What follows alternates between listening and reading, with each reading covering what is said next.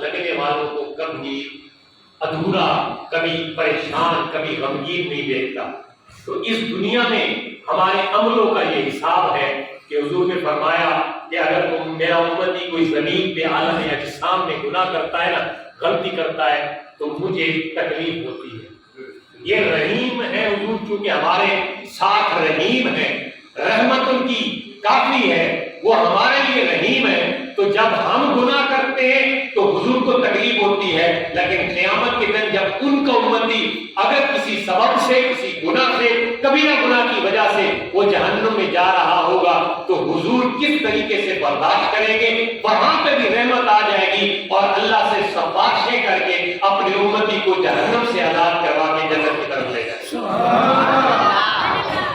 حضور اس کائنات کے تمام پتھروں کے لیے بھی رحمت، تمام پتھروں کو جمادات کہا جاتا ہے۔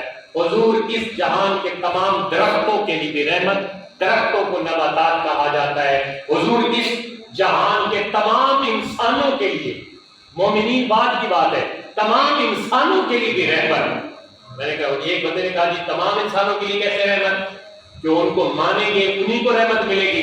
میں نے کہا جھلیا گل سن کہ جو مان رہے ہیں وہ تو انہوں نے مان لیا نا، بن دیکھے وہ تو حضور کے عاشق ہو گئے، اور جنہوں نے نہیں مانا، حضور کا کلمہ نہیں پڑھا، ان کو حضور کی رحمت کیسے مل رہی ہے؟ میں نے کہا پچھلی تاریخ اٹھا کے دیکھیں، پچھلے جتنے نبی گزرے ان کی امتیں جب گناہ کرتی تھی یا ان کے چہرے بدل جاتے تھے یا ان پہ عذاب الہی آ جاتا تھا، تو حضور کی رحمت کیسے ملی؟ جو کافر مانتے نہیں ہیں، حضور کا کلمہ نہیں پڑھتے، حضور کی رحمت انہیں بھی ملی۔ کس صورت میں؟ کہ اللہ نے ان کی شکل بھی نہیں بدلی اور ان کے اوپر عذاب بھی نہیں آیا۔ سبحان اللہ، رحمت ان کو بھی ملی ہے۔ اور جنہوں نے مانا، سبحان اللہ، یقیناً آپ ہر عاشق کے گھر تشریف لاتے ہیں۔ سنا نہیں ہے، سنا ہے آپ ہر عاشق کے گھر، سنا نہیں ہے، ہمارا یقین ہے، یقیناً آپ ہر عاشق کے گھر تشریف لاتے ہیں۔ ہمارے گھر میں بھی ہو جائے چراغاں، بولو نا، ہمارے گھر میں بھی ہو جائے چراغاں، ہمارے گھر میں بھی ہو جائے چراغاں، ہمارے گھر میں بھی ہو جائے چراغاں۔ اللہ تعالیٰ کے محبوب کی شان رحمت بہت وسیع مضمون ہے، بہت وسیع مضمون ہے۔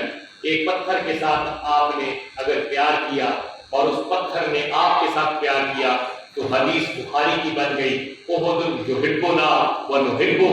لوگوں یہ پتھر جو ہے نا، یہ ہے تو جمادات، لیکن ہمارے ساتھ اس کو پیار ہو گیا ہے۔ احد یحبنا، احد ہمارے ساتھ پیار کرتا ہے، ونحبہ، ہم بھی خالی نہیں لوٹاتے، ہم بھی اس کے ساتھ پیار کرتے ہیں۔ سبحان اللہ، پیار کی نسبت پہلے پتھر کی طرف کی ہے، سمجھ نہیں ہے آپ کو؟ اگر حضور فرماتے نا نحبہ ویحبنا، ہم اس سے پیار کرتے ہیں، وہ ہم سے پیار کرتا ہے، تو پھر تو یہ تھا کہ حضور جس کے ساتھ پیار کرتے ہیں وہ بدلے میں پیار کر رہا ہے، نہیں۔ حضور نے فرمایا احد یحبنا، احد ایسا پہاڑ ہے وہ ہمارے ساتھ محبت کرتا ہے اور ہم بھی اپنے عاشق کو خالی نہیں لوٹاتے، ونحبہ، ہم بھی اس کے ساتھ پیار کرتے ہیں۔